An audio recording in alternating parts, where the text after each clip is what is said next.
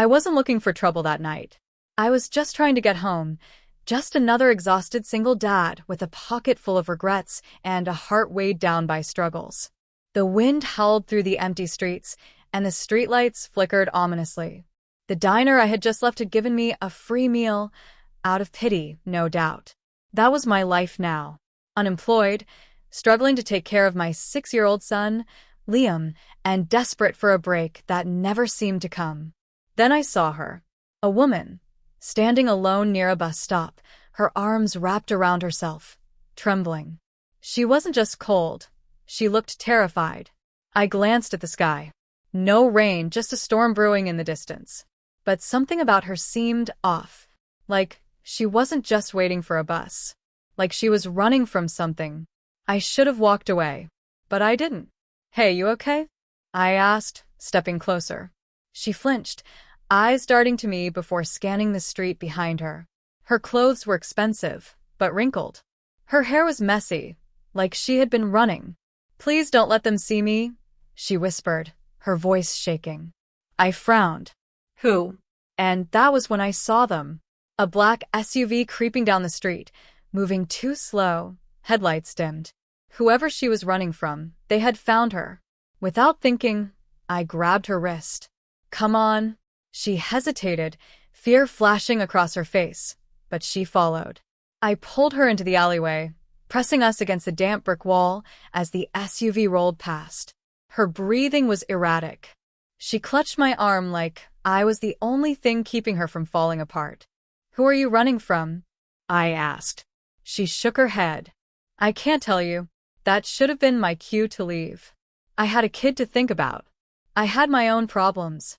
But something about the way she looked at me, desperate, pleading, made it impossible to walk away. I sighed. "Look, I don't know what you've gotten yourself into, but if you need somewhere to stay—" "Please," she whispered. "I just need one night. One night. One favor." And yet, I had no idea that helping this woman would turn my entire world upside down. I let her stay at my tiny apartment, telling Liam she was just a friend who needed help. He was too young to question it, but I could tell he sensed something was off. That night, I sat across from her at the small kitchen table. "Who are you?" I finally asked. She hesitated, her fingers tightening around the mug of tea I had given her. "My name is Ava." That wasn't the whole truth. I could see it in her eyes. "And those guys?" I pressed. "They're looking for you." She swallowed hard. I saw something I wasn't supposed to. She was scared, and for some reason, I wanted to protect her. But what I didn't know was that Ava wasn't just running from some petty criminals. She was running from a life that could destroy mine. The next morning, I left Liam at school and went out for job interviews. When I came back, Ava was staring at a picture of Liam and me on the fridge, her face pale. "What's wrong?" I asked. She turned to me slowly. "Your last name, it's Carter?" I tensed. "Yeah. Why?" Her lips parted like she wanted to say something, but then she closed them, shaking her head. "It's nothing." But it wasn't nothing. Because the next night, my door was kicked in. And the men looking for her weren't just criminals. They were killers. Liam screamed as masked men stormed into the apartment. I moved fast, grabbing him and shoving him behind me. Ava paled. "No, please, I'll go with you. Just don't hurt them." One of the men, a tall, cruel-looking guy with a jagged scar down his cheek, grinned. "You think this is about you, sweetheart?" His eyes locked onto me. "Carter, huh? You should have stayed out of this." My blood ran cold. They knew my name. I had no idea why. But one thing was clear. Helping Ava had just put my son and me in the crosshairs of something much bigger than I had ever imagined. I fought like hell that night. Took a beating, but I managed to escape with Liam and Ava. We ran. I had nothing but the clothes on my back, a few stolen bills from my own wallet, and a woman I barely knew who had just shattered my entire world. And as we sat in an abandoned motel room that night, bruised and shaken, I finally turned to her.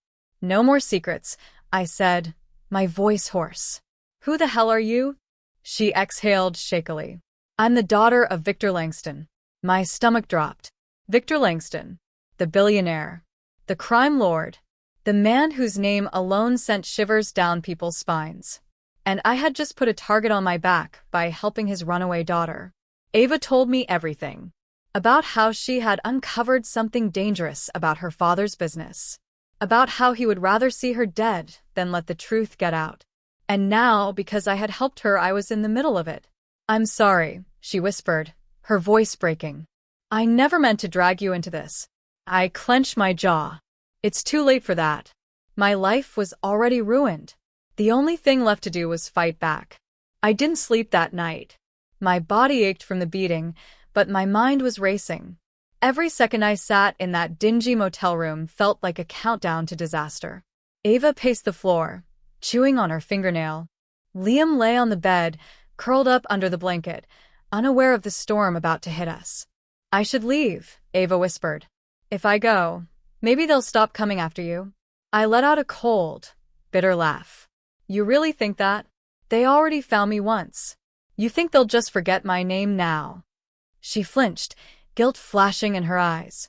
I wasn't trying to make her feel bad, but reality was cruel. We were in this together now, whether we liked it or not. "We need a plan," I said finally. "You said you know something about your father. Something big." She nodded. "Evidence. Proof of what he's done. Then we use it." Her eyes widened. "What?" "We take him down." She shook her head frantically. "No, you don't understand. My father isn't just rich, he owns people. Judges, cops, politicians. You can't just take him down. He'll bury you before you even get close." I clenched my fists. "Then we do it the smart way. We hit him where it hurts. We make sure the whole world sees it." She swallowed hard. "And if we fail," I exhaled, "then we die." We couldn't stay in one place for long. I ditched my phone, knowing they could track it. Ava wiped all traces of her digital footprint. We needed resources and fast. I only knew one person who could help, a guy from my old life, before everything fell apart. Mason. He wasn't a good guy, but he owed me. And right now, that was good enough. I drove to a rundown mechanic shop on the outskirts of town. Mason was leaning under the hood of a car when he saw me. He straightened, wiping grease off his hands, eyes narrowing. "Carter? What the hell happened to you?" I glanced at Liam and Ava, then back at him. "I need a favor." His expression darkened. "This favor gonna get me killed?" "Probably." He sighed. "Figures." But he didn't turn me away. Mason hooked us up with burner phones, cash, and a place to lay low for a few days. In return, I told him everything. He whistled low. "Damn, Carter. You really stepped in it this time." "Yeah," I muttered. "Tell me something I don't know." We needed to find Ava's evidence. She had hidden it somewhere, but she wasn't sure if it was still there. Her father's men could have already destroyed it. The only way to find out was to go back to her father's estate. It was suicidal. The estate was crawling with security, but we had no choice. Mason got us what we needed: fake IDs, stolen key cards, blueprints of the property. I studied every inch of that estate like my life depended on it. Because it did. The night of the break-in, my heart pounded like a drum. Liam was safe with Mason, but Ava and I were walking into a lion's den. We scaled the back fence, avoiding the security cameras. We made it inside. And then everything went to hell. We barely made it down the hall before the alarms blared. Ava gasped. "No, this wasn't supposed to happen." Footsteps thundered. Voices shouted. We ran. But it was too late. They caught us. And when they dragged us into the main hall, I finally came face to face with the man himself. Victor Langston. He smiled at me like I was an insect he could crush under his shoe. "Ah, Mr. Carter. I was hoping we'd meet." Ava trembled beside me. Victor's eyes gleamed. "You've been very troublesome."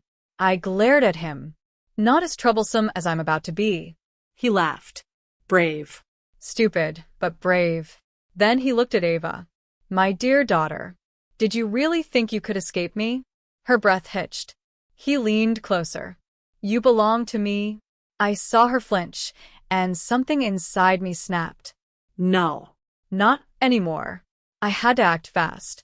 I lunged, breaking free from the guards holding me, slamming my elbow into one's face, grabbing his gun. Ava screamed as I fired, taking down the other. Then we ran. Bullets whizzed past us. Alarms wailed. Somehow, someway we made it out.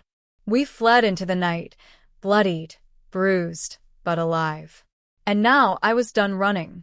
It was time to finish this. Victor Langston had underestimated me.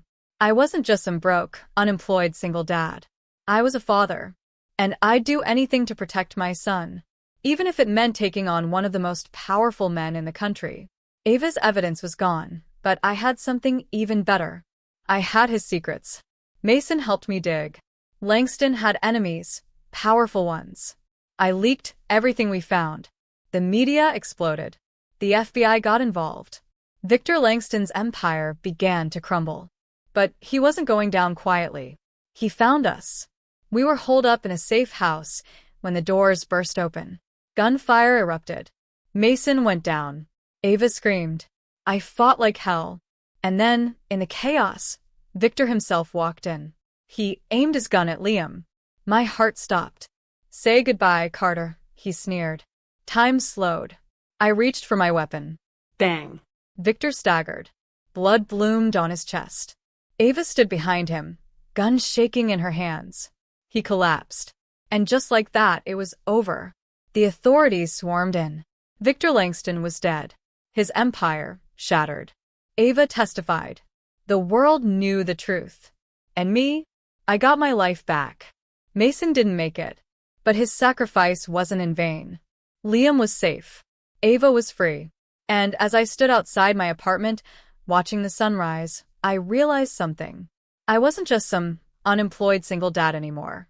I was a survivor. And for the first time in a long time, I wasn't afraid anymore. The war was over, but the scars remained. Liam slept soundly in the back seat as Ava and I drove through the quiet streets. The flashing red and blue lights had faded into the distance, but the weight of everything we'd been through still pressed heavily on my chest. Ava hadn't said much since pulling the trigger. She just sat there, staring out the window, her fingers trembling slightly. He had to die, I finally said, breaking the silence. She swallowed hard, her voice barely above a whisper. I know, but knowing didn't make it easier. I pulled into Mason's old garage, the only safe place left. Mason had given his life to help us. The least I could do was finish what we started. Ava sat at the workbench, hands pressed against her forehead. What now? Now. That was the question, wasn't it? Victor Langston was dead, but his empire wasn't just one man. He had people, loyalists, enforcers, men who wouldn't take kindly to what we'd done. We disappear, I said. Get Liam somewhere safe. Start over. She looked up at me, eyes filled with something I couldn't quite name. And you? I exhaled, leaning back against the wall.